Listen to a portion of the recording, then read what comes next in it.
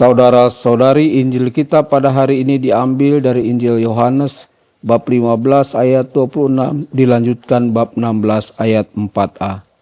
Dalam amanat perpisahannya, Yesus berkata kepada murid-muridnya, "Jikalau penghibur yang akan kuutus dari Bapa datang, yaitu roh kebenaran yang keluar dari Bapa, ia akan bersaksi tentang aku.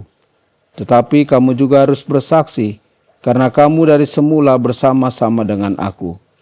Semuanya ini kukatakan kepadamu, supaya kamu jangan kecewa dan menolak aku. Kamu akan dikucilkan, bahkan akan datang saatnya, bahwa setiap orang yang membunuh kamu akan menyangka bahwa ia berbuat bakti bagi Allah. Mereka akan berbuat demikian karena mereka tidak mengenal baik Bapa maupun aku.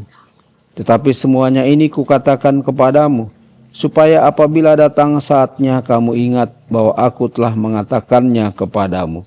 Demikianlah sabda Tuhan. Terpujilah Kristus.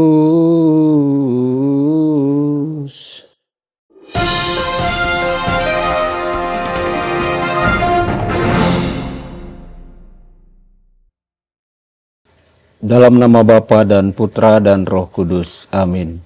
Saudara dan saudari terkasih dimanapun Anda berada, jumpa lagi dengan saya Romo Tedens dalam saluran Warta Kabar Sukacita. Semoga Anda semua dimanapun berada senantiasa dalam keadaan sehat dan bahagia. Beberapa orang mencoba untuk memohon Roh Kudus sebagai pembenaran untuk ide-ide yang bertentangan dengan ajaran Kristus.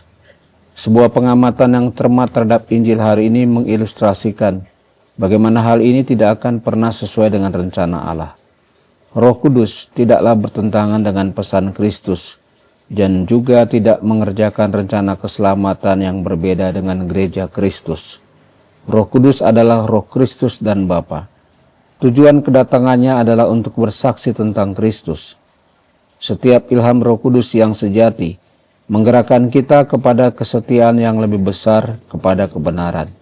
Saudara-saudari, apakah kita memperhatikan Roh Kudus yang mendorong kita untuk lebih setia pada komitmen iman kita? Iman kita bukanlah sebuah realitas yang statis. Sama seperti para murid pertama yang mendengarkan khotbah, mengalami mujizat, dan mengalami kasih Kristus, semua orang Kristen yang sungguh-sungguh dengan iman mereka menemukan kehadiran Kristus di sepanjang pengalaman mereka sehari-hari. Hal ini terutama terjadi dalam sakramen-sakramen rekonsiliasi dan ekaristi. Yesus selalu bersama kita, dan pengampunan serta kedekatannya adalah sumber sukacita kita. Roh Kudus memberdayakan kita melalui rahmat pembaptisan kita untuk memberikan kesaksian atas apa yang telah kita terima secara cuma-cuma. Saudara-saudari, apakah kita menganggap serius panggilan kita untuk memberikan kesaksian tentang kasih Kristus?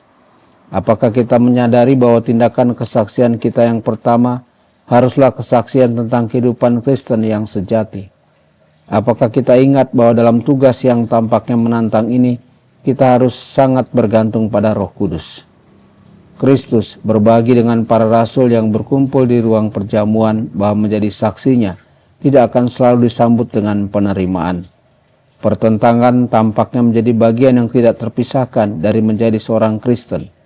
Ketaatan yang mendalam dan tak tergoyahkan kepada Kristus dan suara hati nurani tidak pernah sesuai dengan pola pikir populer.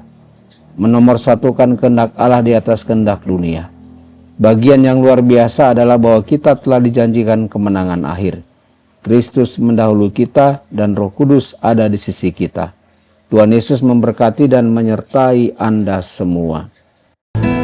Sabda Allah adalah kebenaran. Sabda Allah adalah kehidupan. Mari kita mencintainya. Mari kita menghayatinya. Ya Tuhan yang ku muliakan, sabdamu angkat resaku.